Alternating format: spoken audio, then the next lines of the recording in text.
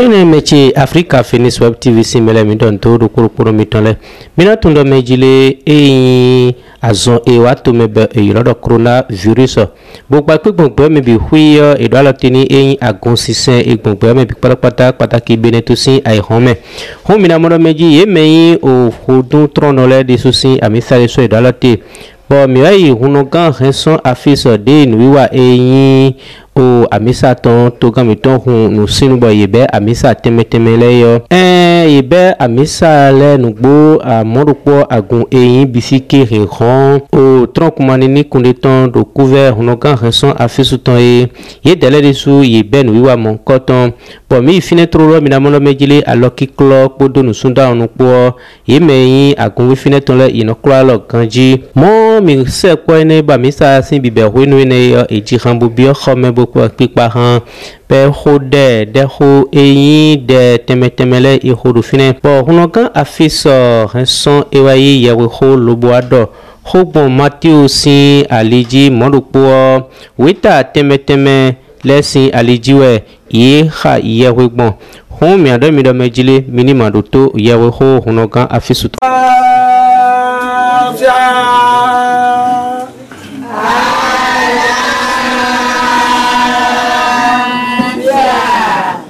do jikoyo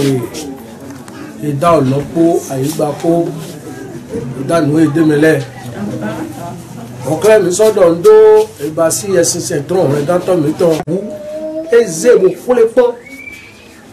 o cambio do be ise no ba poto ayigba do me se la we do COVID-19 no la virus kana mi lodo bo ayi ho gbelo e wa go le susu timbo libu le susu timbo bodo le susu cambio ele le ro be nu e fi tewe ka tro se lo pa ka lo si we toso e do ze be to podo be nu gbo mi nu e do ni ji ko ya we ti ya be mi di na no me de we dai ho lo ya mi le we jo e kule pon ipo nu e jo be so mas me kaka wa je egbe pe ni lo gbeto didi de nu ayo enu adogun me na gbeto bo ko so lo ko sene bo eji bo do tete ni e bo na koko e bo elunu bo dam no bo fojite pe ni lo gbeto elu ayo e toto e ten ko dajo be so mo adu mas me kaka je egbe ele otu jo do na mi do mo emi le ma gbeto ji ko yawe okun no he da lopo aigba po bodo nu e demele bo adagbeto gbodo edona mi gbonu ejo wa ile bo mi so po deme mo je ile lo ni ule ma igbeto e ma ji emi mi le ma so jimede mi ma do to mi ma do no mi ma do henu mi ma da yon ne wa po do mla indeji mi ma so da sure wa po do mla ine ye ma yo to mi to wa po do yo no mi to e ma yo jiji mi to wa po do ku se mi to na gbeto de pepe yo jiji zan o je egbeto awon ero gbeto yin ka lo ko da gbero ko bo je ero ba igbo agunmi si o to si o bile susu ti wa de to do mi sa ma ti e bibi na ere apa bibi na me susu ya da to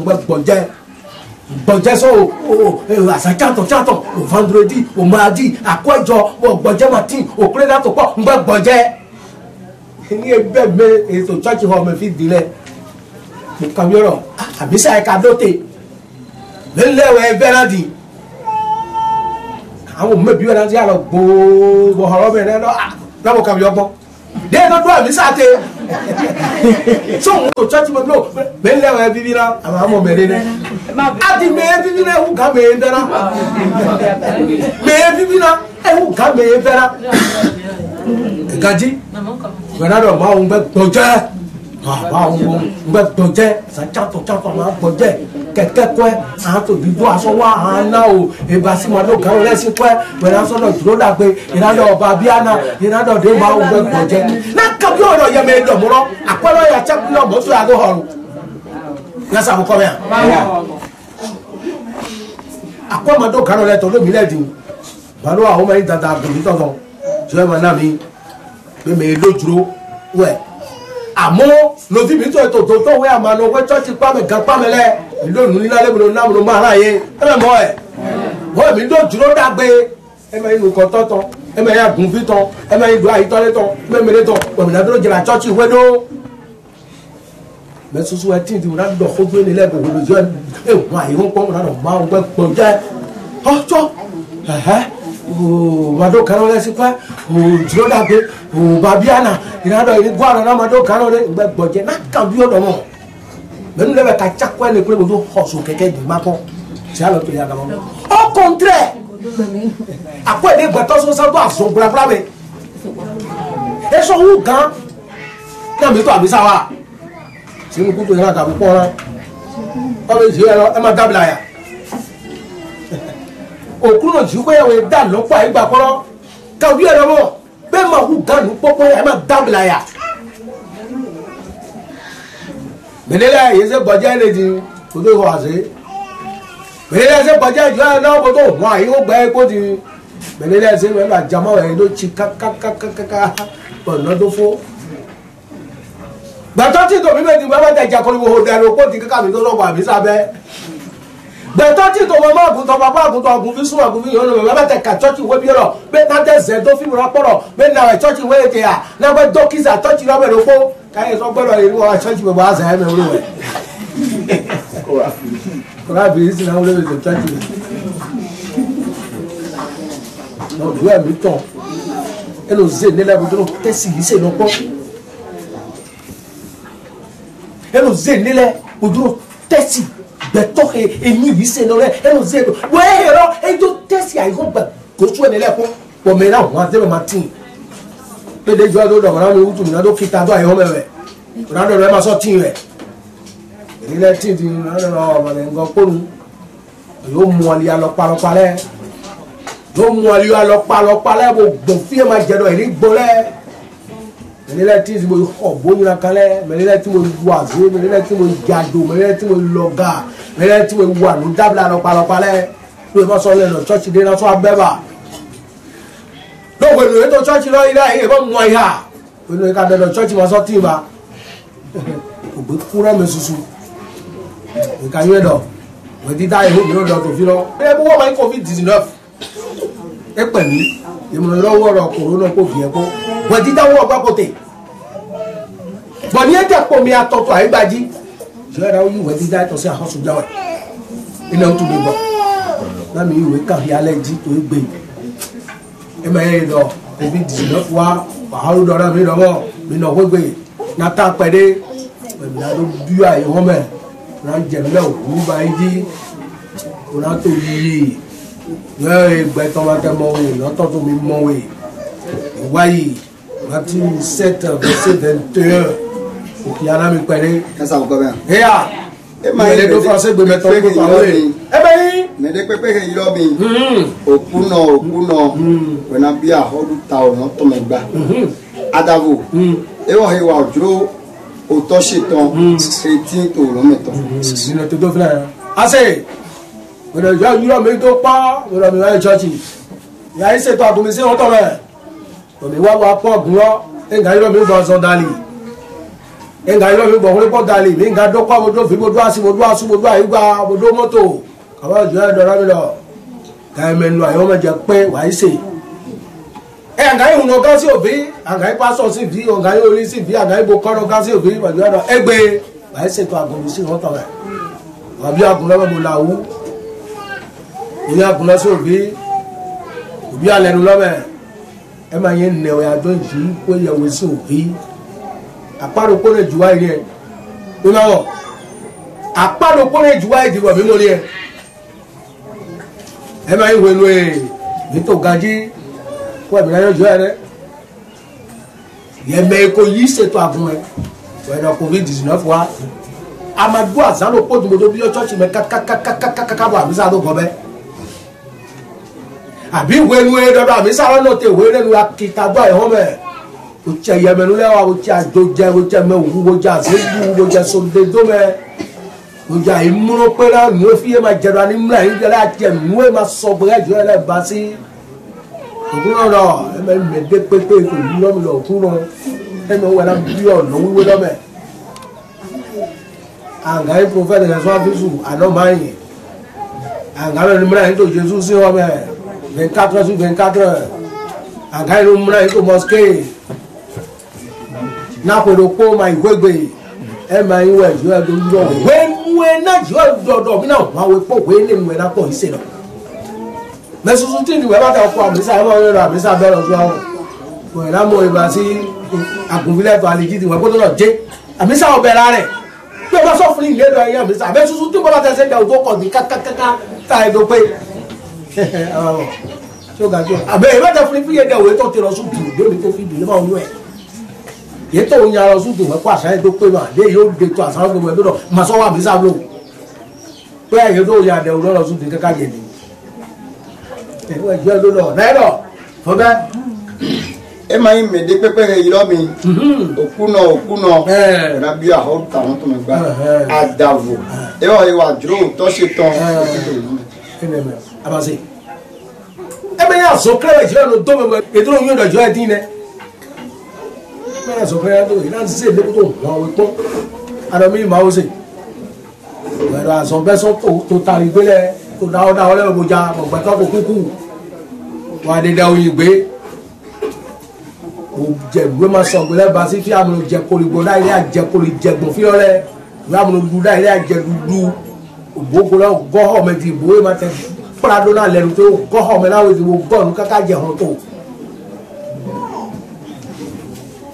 ẹsọ ya di hàn sí ibẹ odò kọ náà wúnu kúmẹ láwọn pé àjàmbísà tọrọtọ sẹ gbé bí àwọn àwọn sọ gọ sinadì wọn kó tó ìjẹ kolijbo tó sínú kọyà pété ara ibẹ bò lọlẹ kọ tó ẹgbẹ tó mímọ wèé zomi ko pere o me susu we na yiro mi o me susu we na do ha mi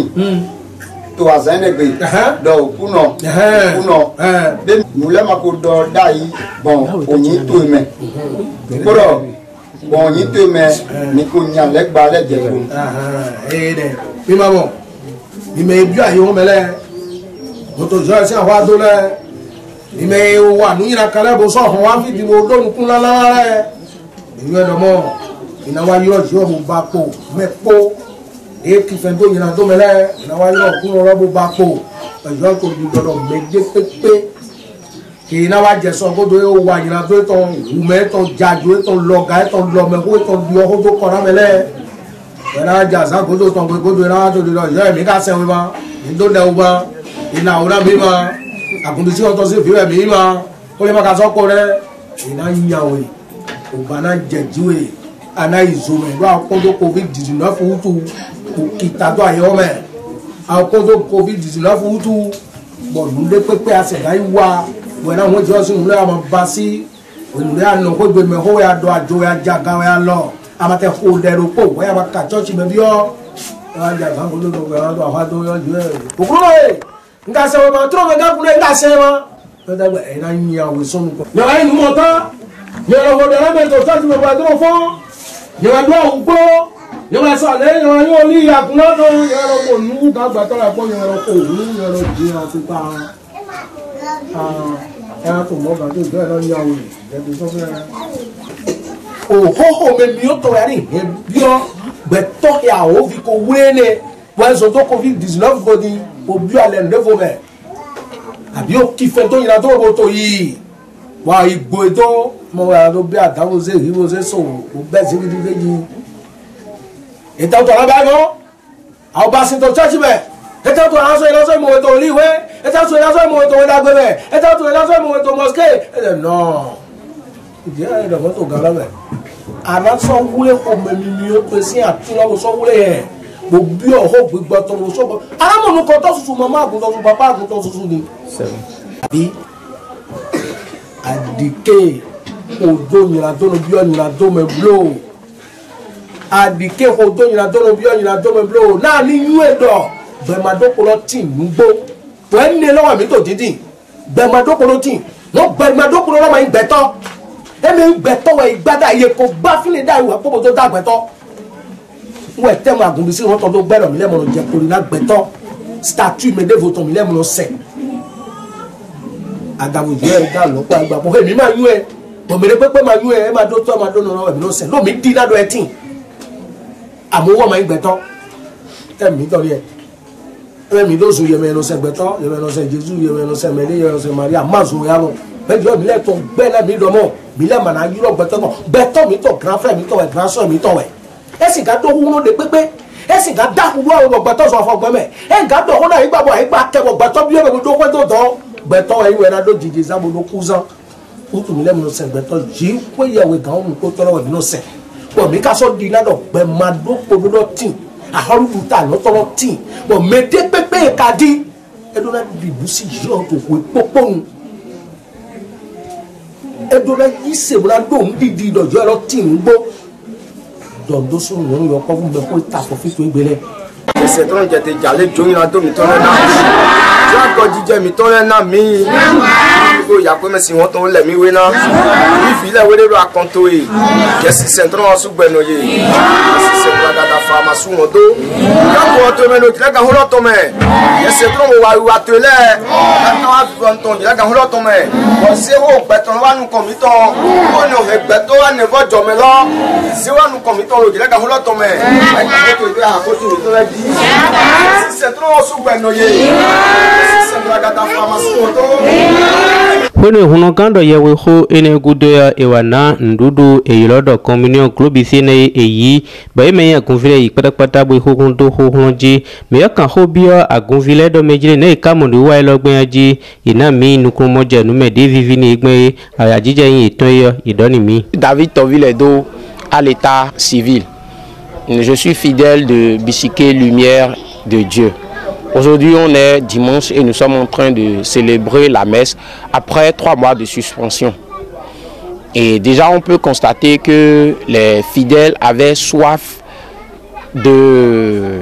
recommencer avec les prières. Et ils sont là aujourd'hui. Vous pouvez constater une joie au sein des fidèles. Ils sont joyeux. Il y a les devanciers et autres qui sont là. Je veux dire qu'il n'y a personne au-dessus de la loi. Après la suspension, on a tous respecté ce qui est demandé par l'État.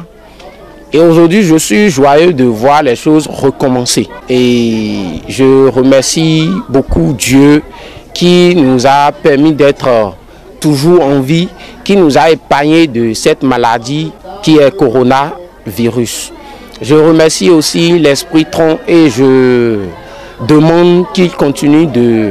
faire sa grâce dans la vie de chacun de nous. Et je vais dire, mes impressions sont bonnes parce que les fidèles sont sortis massivement de leur maison et ils sont là aujourd'hui. C'est déjà une bonne chose.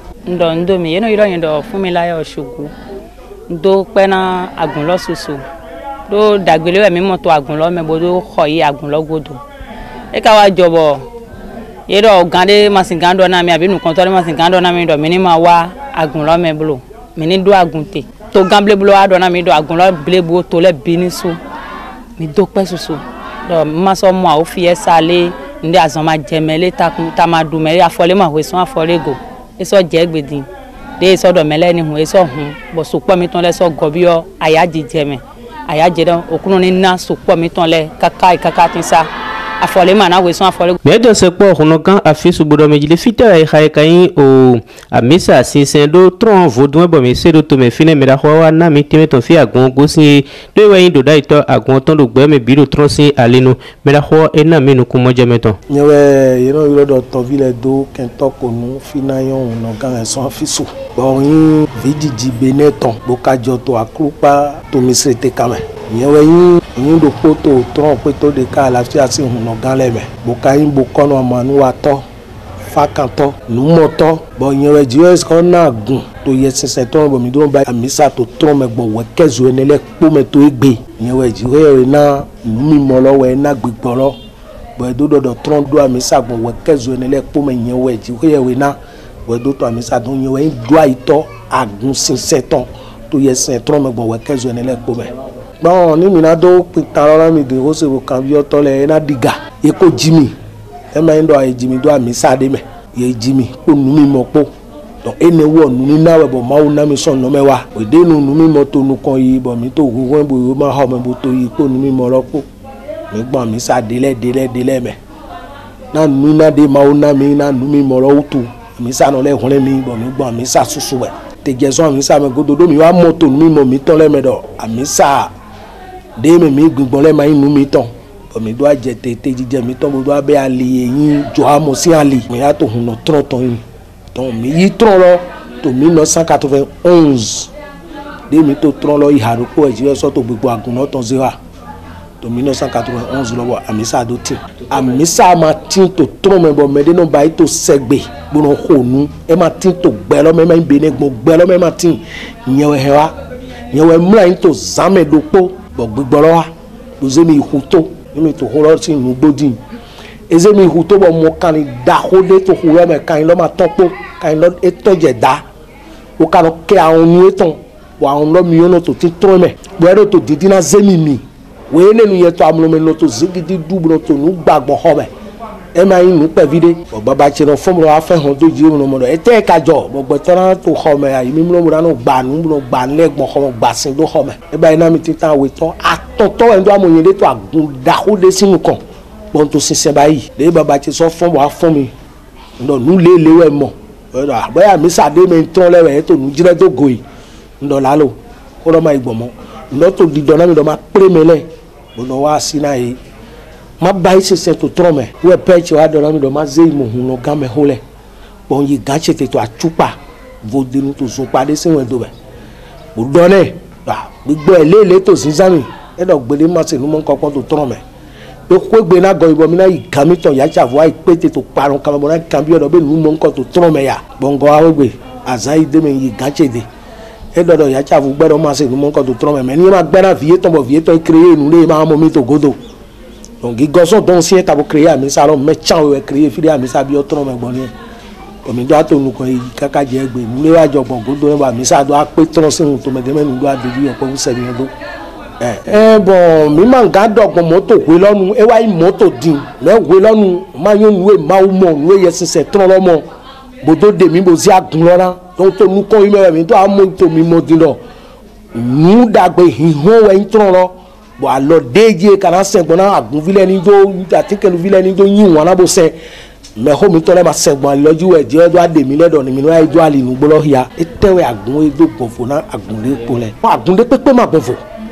ilo beso catholique ji kaka ja gunde to jijo to egbele me do kwa kan de dagbe lo u do pro wen Carrefour bo me ko to li ledo me to vodun se me to nese me to Carrefour do pro wen me dagbe lo bo me ko to li ledo tem tewe wa agbovo mi le sin tem to yesin se tro se agun bisque lumière de Dieu bisi won ma o ton lo be mi le gbedo mi ma na se gbeton do ko si de gbeton do hun do bo tesin ga traffic bo gba ko do sun me bo gba do hu me gbeton wen kò sí de gbẹtọ do hun lolo kò sí ga fo gbẹtọ so yo to mo wa gbẹtọ ẹyin lo na do jijizan bo na do to bo do no bo do kuzan donc milete elo mile mo je ko ri na gbẹtọ ma o do po de dagboro ko yesisele ko do yesise we ntron we mile no je ko ri na fi de tem lo gbo votere lo mele le tin din na do mi na se Jesus mele le tin na do mi na se Maria mele le po grand frère grand sœur mi to we ka yin no de ile to hun no to we to we ma o so na mi o su lo dibo mi to di doro e me we mi le na do do mi ji we na gbo we ko do bo ma o nu de zo dro mo ma we ndo hu wa lo mi me mo do do wa do nu de po bo yen na do sedo ai ho gbe lo me we yin do gbe to de pepe ni ma so fun sinsin wa do gbe ton jiblo do me de pepe ma yo de ma o na da ai ho sin we gbon yen we catholique yen we protestant yen we nde no viwe mi me poyin bo to maudo kwa kan lose tem si se lo we na gbovo to wan ina ni tina mi bo no po me vodun no we me nde no we me do vodun lo me we do Jesus lo ndo poro ba me ko te patapata wa lo we he me mo maulo o lo ni me le poni do wan ina bo do bo wa do téléphone ti 97 09 55 39 95 66 07 21 un numéro to dimi to galé comme et il y a un numéro